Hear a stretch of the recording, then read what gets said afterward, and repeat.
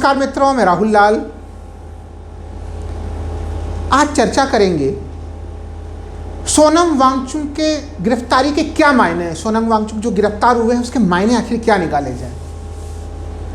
मित्रों, ये वही सोनम वांगचुक हैं जो 2022 तक अगर देखें तो प्रधानमंत्री मोदी जी की तारीफ करते हुए नहीं थकते थे। केंद्र सरकार की तारीफ में लगातार जो है कि प्रशंसा पत्र लगातार कहते रहते थे। लेकिन 2022 से उन्होंने लद्दाख के संबंधित कुछ मूलभूत मांगों को केंद्र सरकार के समक्ष रखना प्रारंभ कर दिया और वैसे स्थिति में केंद्र सरकार की आंखों में वो खटकने लगे। और खटकने ही नहीं लगे, अभी अभी जो न्यूज़ है, पहले तो हम लोग जान रहे हैं कि सोनम वांगचुक को गिरफ्तार करके जोधपुर सेंट्रल जेल में रखा गया है, लेकिन अब लद्दाख पुलिस कह रही है कि उनके पाकिस्तान खुफिया एजेंसियों के साथ संबंध थे उनके। मेरा ये कहना है कि देखिए, ये आरोप जो होते हैं किसी के ऊपर, जब भी असहमति के स्वरों के ऊपर इस प्रकार के आरोप लगाए जाते हैं तो एक मेरे मन में एक सवाल उठता है मित्रों कि 24 सितंबर 2025 जब लद्दाख में शांतिपूर्ण प्रदर्शन हिंसक हुआ और उसमें पुलिस के गोलीबारी में कम से कम 4 लोग मारे गए गृह मंत्रालय के आंकड़ों के अनुसार, उसके बाद ही ये तमाम आरोप क्यों लगे कि सोनम वांगचुक जो है कि वो पाकिस्तानी खुफिया एजेंसियों के संपर्क में थे, वो चीन के संपर्क में थे, वो बांग्लादेश के संपर्क में थे, वो देश विरोधी शक्तियों के संपर्क में थे। ये सवाल तो पूछे जाएंगे, आखिर 24 सितंबर को ऐसा कौन सा दिव्य ज्ञान हुआ। क्योंकि जो भी उनके कार्यक्रम हैं, उनके चीज़ हैं, कोई भी आप लोग यूट्यूब पे जाके उनके तमाम तरह की चीज़ों को देख सकते हैं। वो तमाम चीज़, सोनम वांगचुक की सारी गतिविधियाँ वो सार्वजनिक किस्म की गतिविधियाँ दिखाई देती हैं।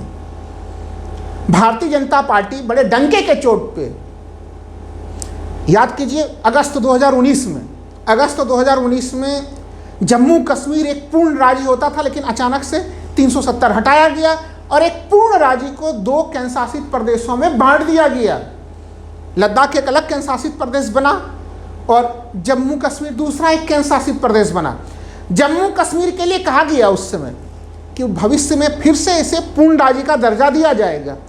लद्दाख के लिए नहीं कहा गया था कि उसे पूर्ण राज्य का दर्जा दिया जाएगा।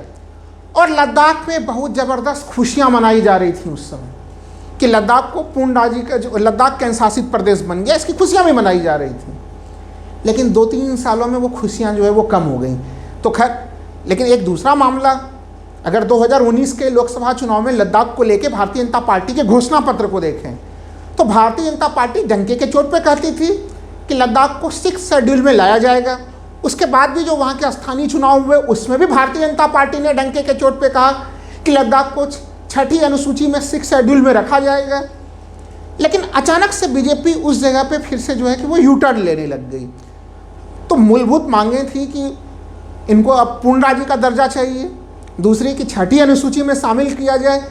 और ये प्रदर्शन, धरना प्रदर्शन वो कई वर्षों से लगातार कर रहे थे। हम लोगों ने देखा था कि सोनम वांगचुक जी जो है कि वो पैदल पदयात्रा करते हुए दिल्ली तक भी पहुँचे थे।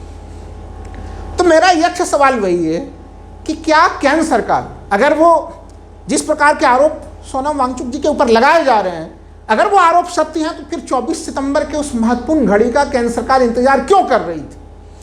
उसके पहले ही क्यों नहीं किया गया? अगर उनके एनजीओ का लाइसेंस भी उसी दिन रद्द किया जाता है, सीबीआई के जांच भी उसके बाद से शुरू किए जाते हैं, क्यों उस दिव्य तिथि, दिव्य समय का इंतजार किया जा रहा था? स्पष्ट है कि सहमति आप अगर केंद्र सरकार के साथ कहिए कि भाई केंद्र सरकार बहुत शानदार काम कर रही है, बड़े अच्छे हैं, कोई उनकी तुलना करे कि वो भगवान विष्णु के अवतार हैं माननीय प्रधानमंत्री जी, कोई शिव के अवतार हैं, तब तक तो बड़ी अच्छी बात है। लेकिन अगर कोई ये कह दे कि हमारी कुछ मुख्य मांगे हैं उसे पूरा कीजिए, तो फिर वही व्यक्ति जो पहले प्रशंसा कर रहा होता है अगर सरकार की आलोचना करना प्रारंभ करता है, तो केंद्र सरकार उनके ऊपर तमाम अलग अलग मामलों में केस दर्ज कर लेते हैं। क्योंकि सोनम वांगचुक की जो गिरफ्तारी हुई है, एनएसए, राष्ट्रीय सुरक्षा के उल्लंघन से संबंधित गंभीर आरोपों में उनकी गिरफ्तारी की गई है। इसलिए इस मामले पर सोचना पड़ेगा। केंद्रीय गृह मंत्रालय के जो बयान है, उस बयान को भी अगर हम लोग ध्यान दें, केंद्रीय गृह मंत्रालय का बड़ा बयान आता है कि हिंसा के लिए सोनम वांगचुक गिरफ्तार है। केंद्रीय गृह मंत्रालय का बयान है। जब ये बयान में पढ़ा मित्रों तो मुझे लग रहा था कि बड़ी अजीबोगरीब बात है। क्या गृह मंत्रालय को अभी भी ये ज्ञात नहीं है कि लद्दाख को आपने 2019 में ही केंद्र शासित प्रदेश बना दिया है? वहाँ के लॉ एंड ऑर्डर की पूरी व्यवस्था और जिम्मेवारी केंद्रीय गृह मंत्रालय के पास है। कोई वो राज्य सरकार के अपना वहाँ पे कोई स्वतंत्र स्वायत्त पुलिस नहीं है। ऐसे स्थिति में आपकी खुफिया एजेंसियाँ क्या कर रही थी? कहाँ थी आपकी खुफिया एजेंसियाँ? आपको इनपुट्स क्यों नहीं मिले कि वहाँ पे अगर इस प्रकार से तमाम तरह की चीज़ें हो रही हैं और आपके अनुसार देश विरोधी गतिविधियाँ वहाँ पे सक्रिय हैं, तो ये चीज़ें इतनी सक्रिय अवस्था में कैसे थीं?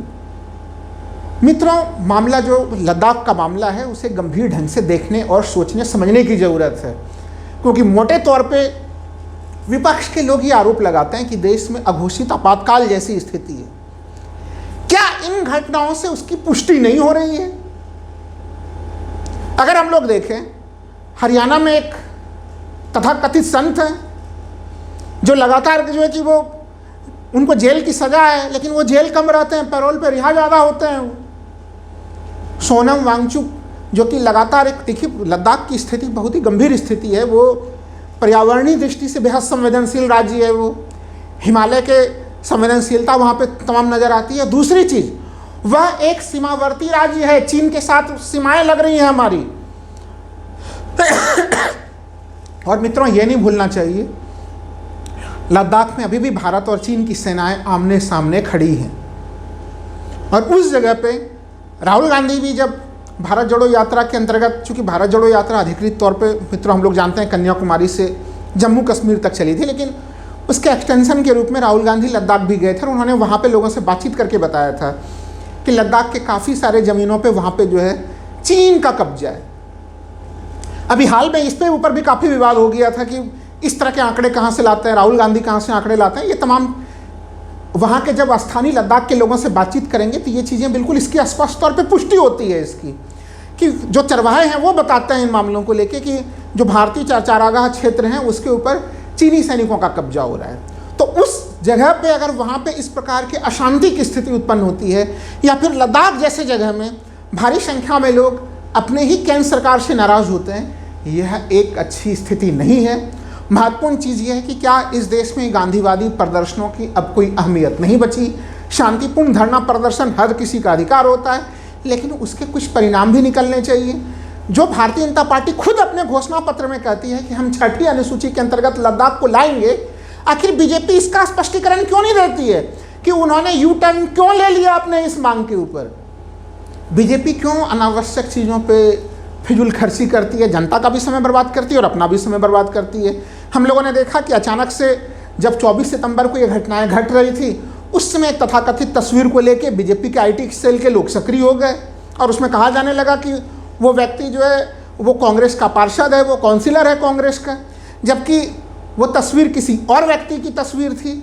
जिस मामले को बहुत गंभीरता के साथ देखे जाने की ज़रूरत है, उस समय भी दलीय राजनीति में भारतीय जनता पार्टी अनावश्यक ही जो है कि समय देश का भी और अपना भी बर्बाद करती है।